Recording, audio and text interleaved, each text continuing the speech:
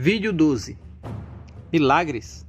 Após a morte de Salomão, o reino de Israel é dividido em dois, sob o comando de seu filho Roboão e Jeroboão, um oficial de Salomão. Jeroboão promove mais ainda a idolatria entre os israelitas, mandando confeccionar 2 bois que serviriam de deuses para serem idolatrados na cidade de Betel e Dan. 1 Reis, capítulo 12, versículo 28. Depois de ter refletido bem, o rei mandou fazer 2 bezerros de ouro e disse ao povo: basta de peregrinações a Jerusalém. Eis aqui, ó Israel, o teu Deus que te tirou do Egito.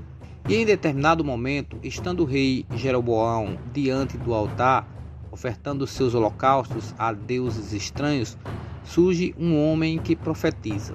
1 Reis, capítulo 13, versículo 2. Este se pôs a clamar contra o altar da parte do Senhor. Nestes termos: altar, altar, eis o que diz o Senhor. Na casa de Davi nascerá um filho que se chamará Josias. Ele imolará sobre ti os sacerdotes dos lugares altos, que agora queimam ofertas sobre ti, e queimar-se-ão sobre ti ossos humanos. Esta profecia, além de revelar o surgimento futuro do profeta Josias, também revela algo mais, um costume não muito explícito, mas que de fato existia no meio israelita dos tempos bíblicos: o holocausto de seres humanos. Josias realizará este holocausto com os corpos dos idólatras de Israel, ou com os seus ossos. Durante o reinado de Acabe, o profeta Elias prediz de forma negativa em relação ao seu reinado e anuncia anos de seca. Javé orienta Elias a se esconder à beira de um córrego do rio Jordão. Lá ele seria alimentado por um corvo dia e noite, com pão e carne, e beberia da água do ribeiro. A seca consome o rio, e o Senhor orienta uma viúva de Sarepta a receber o profeta em sua residência e a cuidar dele. Porém, a viúva era desprovida de mantimentos e somente tinha um pouco de farinha e azeite, que mal davam para sustentar a ela e ao seu filho. No entanto, ocorrem neste momento alguns eventos extraordinários. O Senhor determina que a farinha e o azeite abundem até enquanto durasse a seca. 1 Reis, capítulo 17, versículos de 13 a 16. Elias replicou: não temas, volte e faze como disseste, mas prepara-me antes com isso um pãozinho e traze-no. Depois prepararás o resto para ti e teu filho. Porque eis o que diz o Senhor, rei de Israel: a farinha que está na panela não se acabará, e a ânfora de azeite não se esvaziará, até o dia em que o Senhor fizer chover sobre a face da terra. A mulher foi e fez o que disse Elias. Durante muito tempo ela teve o que comer, e a sua casa, e Elias. A farinha não se acabou na panela, nem esgotou o óleo da ânfora, como o Senhor tinha dito pela boca de Elias. Algum tempo depois, o filho da viúva adoece e morre. A viúva então questiona ao profeta Elias se a razão da morte de seu filho seria um castigo por seus pecados. Elias então, de forma milagrosa, ressuscita o filho da viúva. 1 Reis, capítulo 17, versículos de 19 a 23. Dá-me o teu filho, respondeu-lhe Elias. Ele tomou-o dos braços de sua mãe e levou-o ao quarto de cima, onde dormia, e deitou-o em seu leito.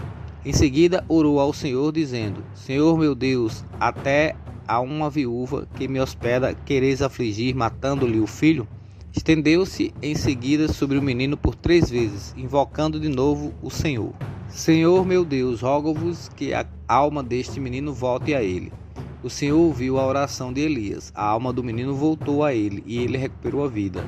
Elias tomou o menino, desceu do quarto superior ao interior da casa e entregou-o à mãe, dizendo: Vê, teu filho vive.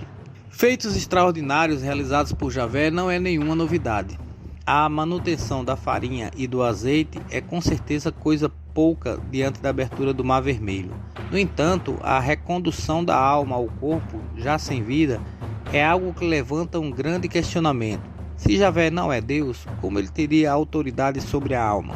Como ele poderia fazer com que ela voltasse ao corpo inerte? Além desta passagem, mais 2 relacionadas à ressurreição são expostas no Antigo Testamento. O filho da mulher sunamita, mediante Eliseu, Segundo os Reis, capítulo 4, versículos de 32 a 35. E, chegando Eliseu àquela casa, eis que o menino jazia morto sobre a sua cama.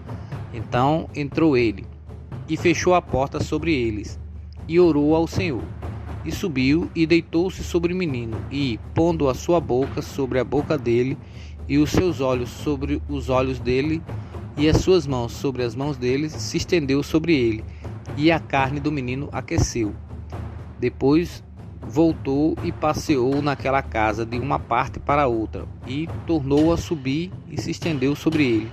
Então o menino espirrou 7 vezes, e o menino abriu os olhos. E um homem que foi colocado junto aos ossos de Eliseu. Segundo Reis, capítulo 13, versículo de 20 a 21. Depois morreu Eliseu e o sepultaram. Ora, as tropas dos moabitas invadiram a terra à entrada do ano. Sucedeu que, enterrando eles um homem, eis que viram uma tropa, e lançaram o homem na sepultura de Eliseu. E caindo nela o homem, e tocando os ossos de Eliseu, reviveu, e se levantou sobre os seus pés. Duas destas passagens podem ter outra interpretação que não esteja relacionada ao extraordinário, ao milagroso. Tanto o evento ocorrido com Elias, como o que promoveu Eliseu, parecem muito mais estarem conectados a um procedimento antigo de reanimação de uma parada cardiorrespiratória do que a eventos sobrenaturais. 1 Reis, capítulo 17, versículo 21. Estendeu-se em seguida sobre o menino por 3 vezes, invocando de novo o Senhor. Senhor meu Deus, rogo-vos que a alma deste menino volte a ele. E em 2 Reis, capítulo 4, versículos de 34, e subiu e deitou-se sobre o menino, e pondo a sua boca sobre a boca dele, e os seus olhos sobre os olhos dele, e as suas mãos sobre as mãos dele, se estendeu sobre ele, e a carne do menino aqueceu. Vejam a diferença em relação à situação semelhante ocorrida com Jesus, o Cristo. Lucas capítulo 7, versículos de 11 a 17. Logo depois, Jesus foi a uma cidade chamada Naim, e com ele iam os seus discípulos e uma grande multidão. Ao se aproximar da porta da cidade, estava saindo o enterro do filho único de uma viúva, e uma grande multidão da cidade estava com ela. Ao vê-la, o Senhor se compadeceu dela e disse: Não chore. Depois aproximou-se e tocou o caixão, e os que os carregavam pararam. Jesus disse: Jovem, eu lhe digo, levanta-se. Ele se levantou, sentou-se e começou a conversar, e Jesus o entregou à sua mãe. Todos ficaram cheios de temor e louvaram a Deus. Um grande profeta se levantou entre nós, diziam ele. Deus interveio em favor do seu povo. Essas notícias sobre Jesus espalharam-se por toda a Judéia e regiões circunvizinhas.